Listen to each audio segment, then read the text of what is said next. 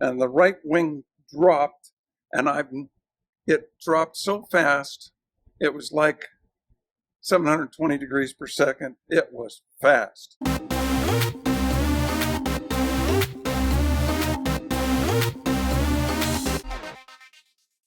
When I was a young man, just in the Air Force, and I'm going to become aircraft commander of a KC-135. I was going through training at Castle Air Force Base, California, and the instructor in aerodynamics was teaching us all kinds of little things, like if you get the airplane in a situation where it's in a screaming ass dive and you can't pull out of it, the first thing you do is trim for high-speed flight, because you probably stalled it or something like that. So you're now running the trim nose down, because you're going faster than heck in a moment. And at the same time all of that is happening, if you pull on the controls and it won't come out, lower the landing gear, because when the nose gear door opens, it'll become a canard, and the airplane will do about a 2.5 G pull out. Well, fortunately, I never had to do that. So I'm at 43,000 feet on a nav leg out of Fairchild Air Force Base, California, Washington, Spokane, Washington. And my navigator asks me, since he's shooting a celestial nav leg, asked me, will you pull the inboard EPIRS exhaust pressure ratios back to pack by 0.05 EPR. I want you to slow down about 5 knots, and I don't want you to change my bubble on my sextants that he's shooting. Well, so I did. But we were also, co-pilot and I got engaged in talking to FAA air traffic about us being off nav course a little bit. And in the meantime, down by my right knee, this trim wheel is going click, click, and I didn't notice it as it's trimming nose up. And the airplane kept slowing and slowing, and I didn't know it, but we didn't notice it. And the airplane's going slower and slower. Now, in the meantime, the yaw damper of the rudder axis is sitting there working apparently real hard, and as the airplane is slowing, and all of a sudden there wasn't enough rudder effectiveness from the yaw damper, and the right wing dropped, and it dropped so fast, it was like 720 degrees per second. It was fast.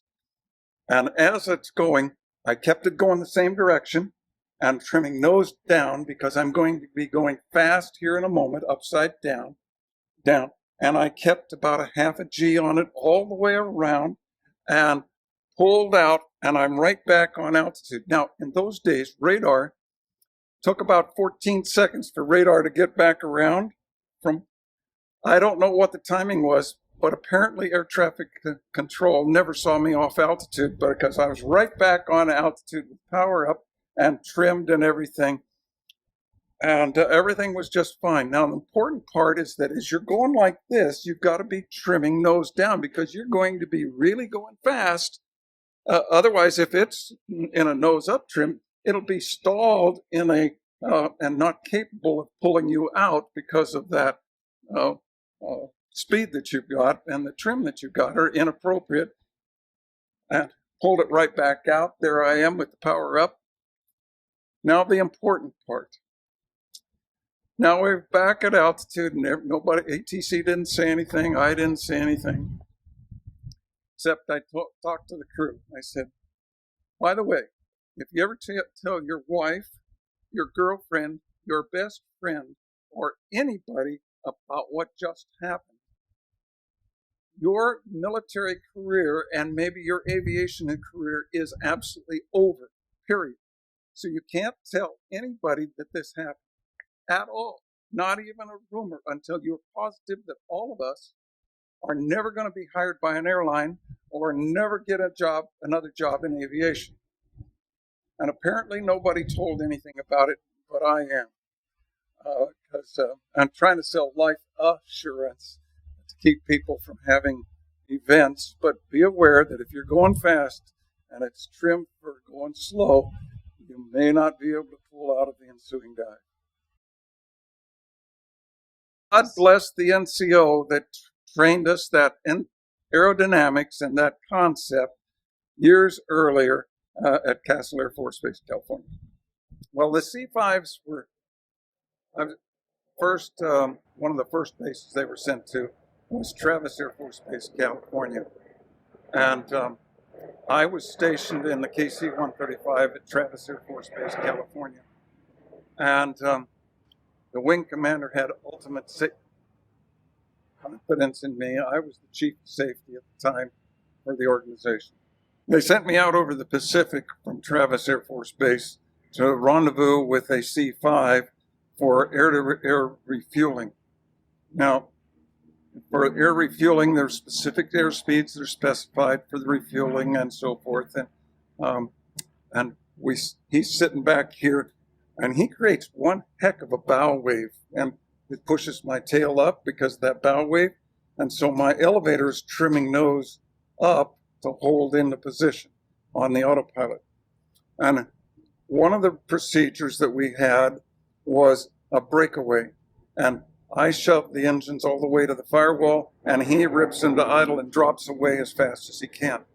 Well, because of that, the aerodynamics and the bow wave and my trim, my airplane went up like this to about 30 degrees nose high, at which point I rolled it to 90 degrees because of my training, and kicked in a little bit of rudder to kick it down, and recovered from the ensuing dive, and he drops out.